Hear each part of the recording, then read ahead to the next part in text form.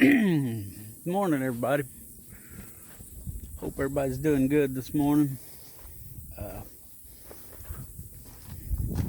Getting my usual late start on a Saturday morning. Everybody else is asleep. I don't know. Ethan was up half the night. That's his problem. But I just don't think Rhonda's feeling good. So. But anyway, I'm out here getting ready to water everything this morning, give a good drink. And thought I'd get on here with you a little bit. Yep, pigs can hear me. They're up wanting me to do something for them. Probably ready for some water. They spill more water than they drink. But I have to do another big pig move this weekend because they have decimated what they had.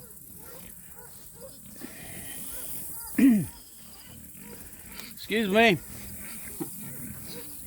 Breakfast didn't settle in too good for some reason. Anyway, we're gonna have to get us a butcher date for these varmints because they're getting big. The ones we're gonna butcher.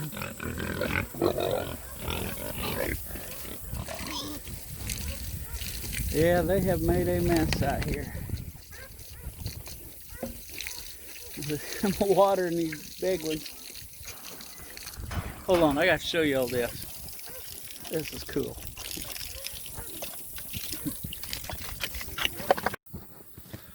Alright, good evening everybody. Headed out to water the pigs again this afternoon. Didn't do anything exciting today. Do have something on my mind.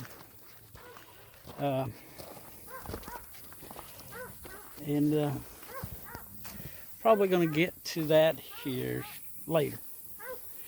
Just because I want to sit down and talk about it. And right now, I got to get things watered because that's what I do.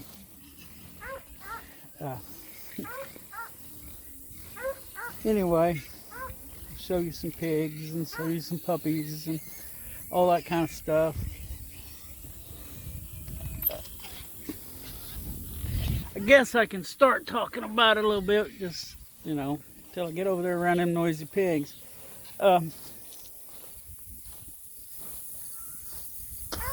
Excuse me, my sinuses are draining like crazy today. What I want to talk about,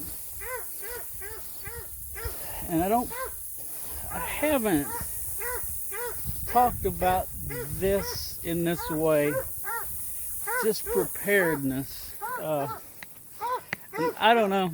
We've all heard of preppers and all of that, and that's kind of what I'm talking about. But I'm not talking about end of the world zombie stuff. I'm just talking about things that are likely to happen. Here where I live, we have tornadoes.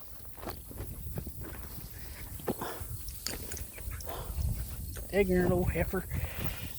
Anyway, we got to be prepared for a tornado. Hence, the storm shelter we put in this year.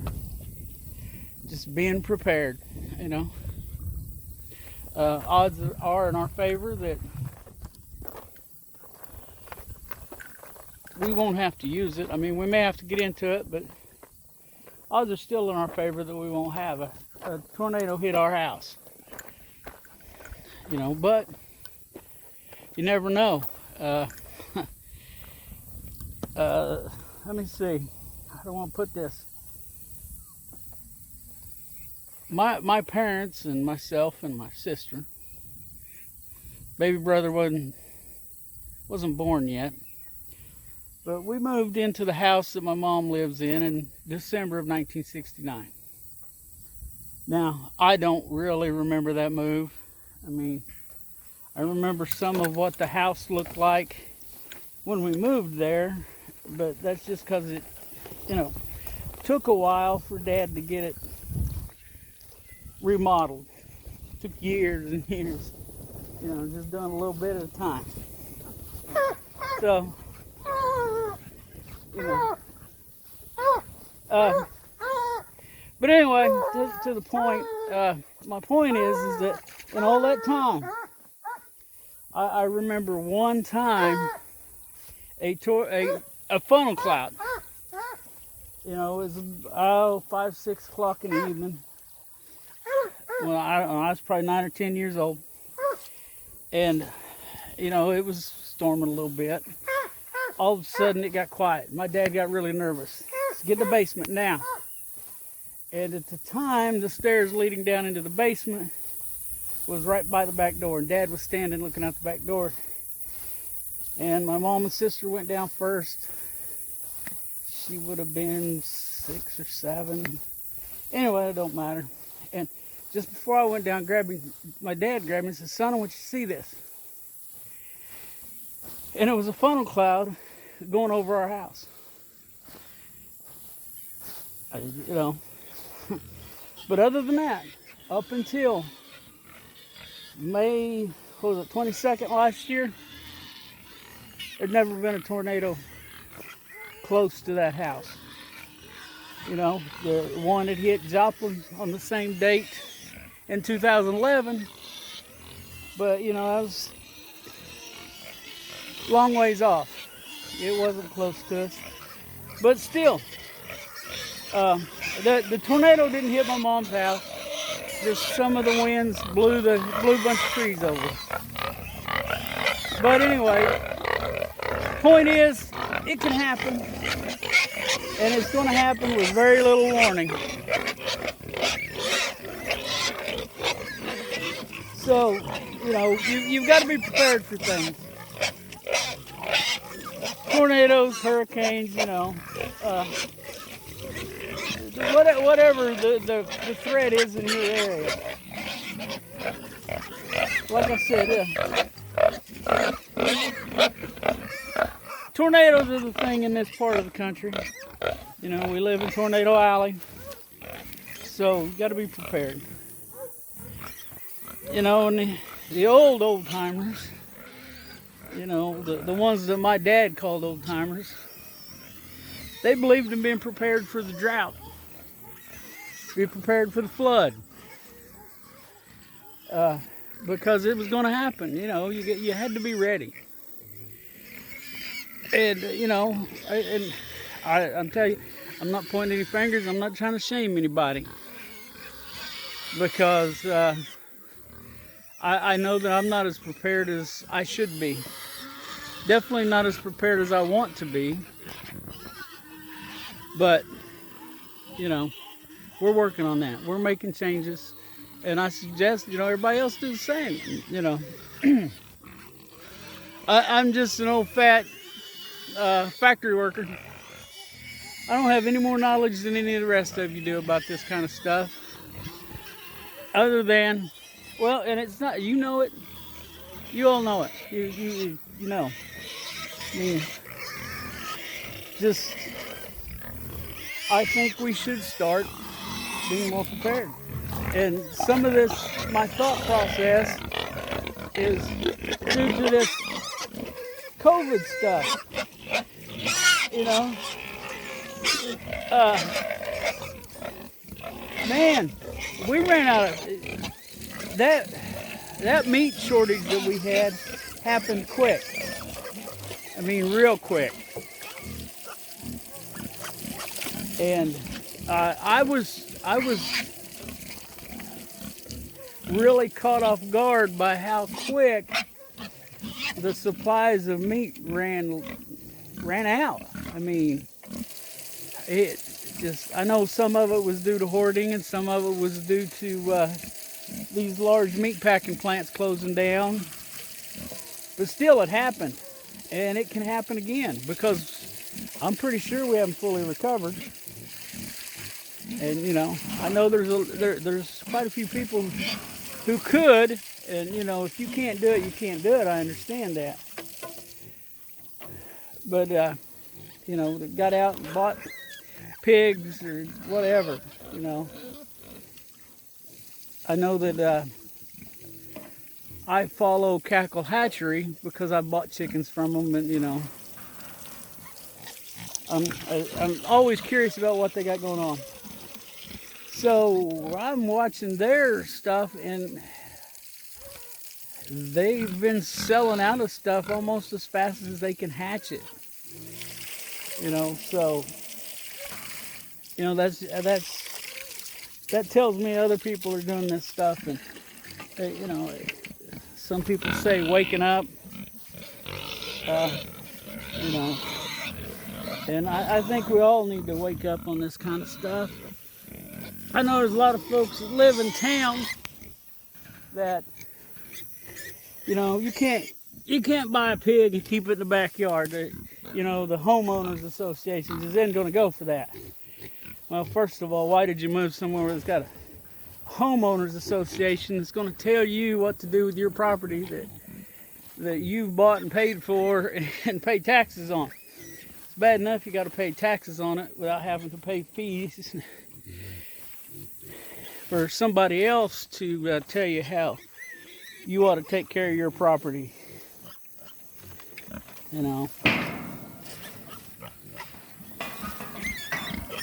So, like I said, I shouldn't get off on that rant this evening. That's down a rabbit trail. But anyway, and I know most of the people that I know are following me. You don't have a homeowners association, I know that.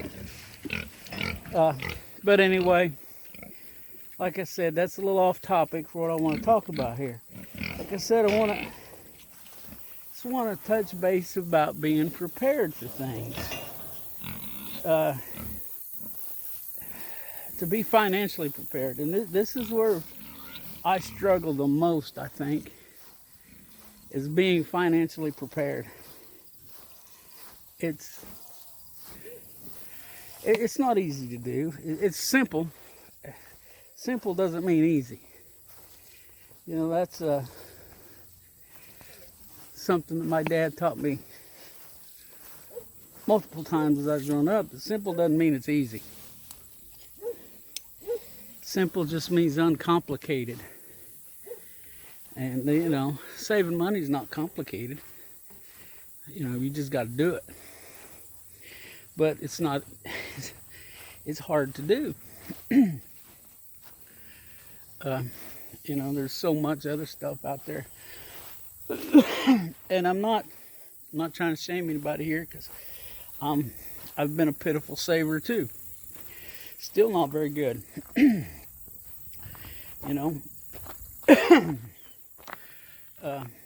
I just not very good at it, and I need to get better. But we all should. And we need to be putting food back. Now, we do pretty good at that. We have 2 freezers full of food. The freezer on the refrigerator is full. Now, it may not be stuff that Ethan wants to eat, and it may not even be stuff I want to eat. But before I starve, I'll eat it, okay? If it gets to that point. Which I really don't like thinking that in the United States of America in 2020, the starving could be an issue. But this spring and summer has, I don't know, I hate to use the term woke me up, because, it seems to be an overly used term right now for a lot of different stuff. But it has opened my eyes a little bit. I've never been a real big fan of corporate farming. But, I've supported it, so I can't, I can't complain about it a whole lot. The United States of America has fed the world for years. And I think there's some mistakes being made right now that worry me. It's got to do with our food supply. Like, how many foreign companies are involved in our food supply? The United States can grow everything we need, and pretty much everything. So we don't. Do we really need foreign countries invested in our food supply? I mean, I've touched on that before, and this. I hate to be a conspiracy theorist. Now, don't get me wrong. I like a good conspiracy theory. It's entertaining to me. But man, there's just so many dots here to connect that just seem to naturally connect with this coronavirus, and came from China. That's a fact. That's no conspiracy there. China owns Smithfield Foods, a large pork producer in this country, and they were one of the first meat producers that shut down because they had supposedly half of their people diagnosed with COVID. That's alarming to me, and I would think it would be alarming to anyone. I don't know.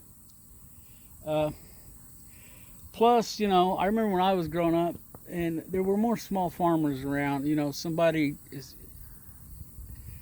I don't even know how to go about explaining what I mean by a small farmer. I am not a small farmer. At best, I'm a hobby farmer right now. So it's yeah. But a small farmer is somebody that probably had multiple sources of income. He raised a few cows, maybe some row crops. Owned 100 acres or so. I don't know. And they made a living, but that was about it. They had to live frugally to survive. I mean, they had tractors that were always needing worked on.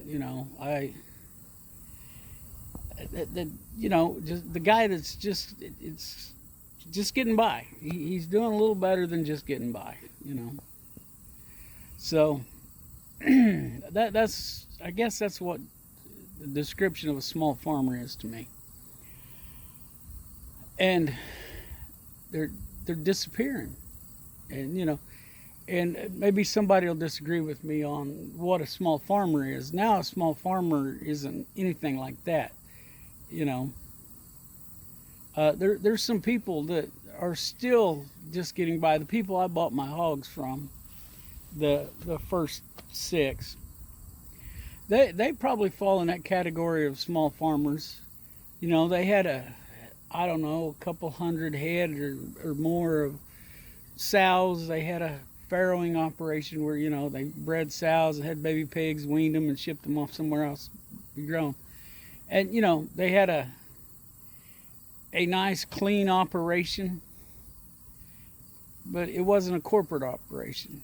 They were getting by, they're living comfortable until all this mess happened and they couldn't sell their pigs. And I'm sure that they took a huge loss. I know they took a huge loss. They took a loss on my pigs that I bought at $38 a piece. But they sold some of them for $10 a piece, just so they could get out from under the food bill. They didn't want to just go out there and kill them all. So, and I respect them for that. But anyway, a little off topic here. But I would like to see, and this does tie in with the preparedness thing, I believe. More people get back to doing. I remember when I was a kid, my dad and all of his buddies, they all would raise a pig or two a year. Of course, my dad and mom were further into it than anybody I knew or any of their friends, because they tried to keep a milk cow, and they would buy meat chickens in the spring and butcher them when they were ready. And, they had laying hens. So, but, prices got high on meat, they didn't worry about it, you know. But anyway, I just, you know, I think in our country we have gotten too dependent on the grocery store. I know that, you know, and I mean me too. I'm not pointing any fingers or trying to shame anyone. But we just got to do a better job of taking care of ourselves. And that's what I'm trying to do, is get better at taking care of me and mine. Hold on a second. Okay, Ethan was mouthing something at me. I don't know what it was, but then he wouldn't tell me. So anyway, I don't know. Just with what is going on in our country right now between the coronavirus, I don't know. Where we live here, there hasn't been a huge effect on us. I don't know. I overheard a doctor and somebody else, or I heard a couple of hospital employees a week or so ago when I went in for my physical therapy on my back, talking, and you know, I don't know. They seemed more concerned about it, but the county I live in, you know, a couple hundred cases maybe. I don't think there's even been that many, but and there's not been any deaths the last I saw. But, you know, I think it's probably going to be more something like the flu, and, you know, it's just something we're going to have to learn to live with for a while. The vaccines scare me, but that's a rant for another point. But then you got into now we're having all these riots around the country. Whether they're wrong. If you condone the riots, I can't agree with you. There's no excuse for what's going on. I'm all for anybody protesting. That's your God-given right in the United States of America, is to protest. It's your God-given right anywhere in the world, but in the United States, it's a protected right to protest. I may not agree with your protest, but I believe in your right to protest, all right? But you do not have a right to burn buildings down, to assault people, to kill cops just because you don't like cops. You know, it doesn't work that way. That's the thing you're supposed to be protesting against. People killing other people just because they don't like their race or their job or whatever, okay? And you know, the riots haven't affected around close to me. I mean, I guess may have been some up in Kansas City. I haven't seen much, but there, you know, I'm pretty sure we're not gonna have any riots in Minden Mines, because most of the people there aren't that kind of people. And never mind, I'm not gonna go there. You know, it's just not gonna get close to me, I don't think. And you know. But there's so many things to worry about that, you know, maybe we ought to be thinking about that. I know that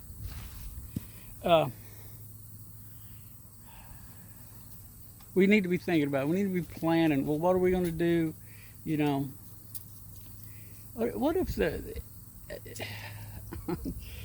we're liable to get off into conspiracy theory territory here, but you know, you do got to what if some, you know. Tornadoes happen. There's just a big windstorm just a week ago today. A week ago this morning, big windstorm blew through this area. And over Lamar, 20 miles east of where I'm at, a lot of people in town there in Lamar lost power. And some of them were out without power for almost a week. And that's with whoever provides electric for Lamar. I don't know. It might be Barton County Energy, I don't know. But anyway, and then they had some up from Carthage and who knows where else. But it still took them about a week to get everybody's power back on. So, you know, are you prepared to be without power for a week? I know I'm not really. You know, I wish there was. I wish we had a backup generator sitting out here with a full tank of propane or diesel, whatever, so that I didn't have to worry about it. But I do. But and these are things we need to be thinking about, and that's what I'm trying to. That's the point I'm trying to make tonight. You got to be prepared. I was, and this is what's put the thought into my head tonight. I was watching a video tonight, earlier today. A guy called Pastor Joe. It's the first time. Well, I think I've watched him before. I don't remember. It's been a long time. Not somebody I usually watch. And he's certain there's something coming. I'm not so certain, but I know this is what I know, and this is what you know. Things happen. Tornadoes happen, ice storms happen, big snowstorms happen. These things happen. So are you prepared for those things? And if not, try to get prepared. And what he was talking about was, if you live in town and you can, get out of the cities. And the larger the city, the more you need to get out of it. Of course, I don't know. Kansas City's 250 miles from me, maybe. I don't know. Maybe it's I don't know. It's up the road a little ways. Tulsa, Oklahoma is 2.5 hours away, give or take. It's about 2 hours up to Kansas City. So no, it's not 250 miles, nowhere near that. But anyway, it's about 2 hours Kansas City from where I'm at. About 2.5, 3 hours, depending on how fast I want to drive to Tulsa. Joplin, Missouri is the biggest city close to me, and that's about 50 minutes. So I'm not having to worry about all that stuff too much. The town I'm closest to, Minden Mines, there's 340, 50 people live there. So, I don't see any riots. But, I don't know. I'm starting to ramble a little bit now, so I probably ought to be wrapping this up. And, if you can't grow for yourself, find somebody who does. Develop a relationship. Can you sew? Can you mend their clothes? Can you, barter? I just, like I said, I remember growing up, we were the working poor. But my dad and mom made decisions to where we ate good. We lived okay. They bought and paid for their 5 acres and the house on it, remodeled that house, managed to get three kids graduated high school, and that in and of itself was a chore. I'm sure of that. My point is where I was going with that was, Dad traded stuff all the time. I remember for a while he had a guy that farmed. The guy raised cattle and did row crops, and he swapped work for a cow. We got a beef. One year we got our milk cow from him. She was, if I remember correctly, what Dad told me, she was half Holstein, half Angus, and she gave a good amount of milk. Something like that. Another time, Dad did some work for a guy and got a couple of sheep. And he ended up hating those things, and they got sent to freezer camp a little quicker than he had planned. But that's another story for another day. But my point is here we are, back to what I talked about on another video. Community. Developing communities. I know growing up, we had a large community. Not the people necessarily that lived next around us, but we had good neighbors too, that looked out for us, helped us out, we helped them out, that kind of thing. But I'm talking about a community of people that are really looking out for each other, and we need more of that. You can't help everybody all the time. You know, you got to help yourself first. Make sure that you're in a situation that by helping somebody else, it's not going to put you in a bind so that somebody has to help you. That kind of defeats the purpose. But if everybody's to a point where, you can help other people anyway, be your own judge on that. But community, do what you do. Like I said, if you can sew, maybe you mend some clothes, alter some clothes. If you can, if you grow vegetables, you can swap it for some meat maybe, or vice versa, or whatever. We need to start developing these communities, I think. And I think we need to get back to smaller farms. But anyway, again, I'm going to get off in the weeds again, so I'm going to wrap this up. It's getting pretty long now. It's probably around 30 minutes, so that's plenty long enough for this one. And leave me some comments. I like comments. I put a video out asking for some comments on another video idea I have, and I'm working on that one. I really am. So I think I'm going to do that one. It's just a matter of when. I've talked to some other people, and I still got some other people to talk to and see if they want to participate with that. And I appreciate the feedback I got on it. So anyway, I'm going to wind this up before I get off on something else. And, let's look out for each other. Let's help each other out when we can. Let's pray for each other. We need lots and lots of prayers right now. And later.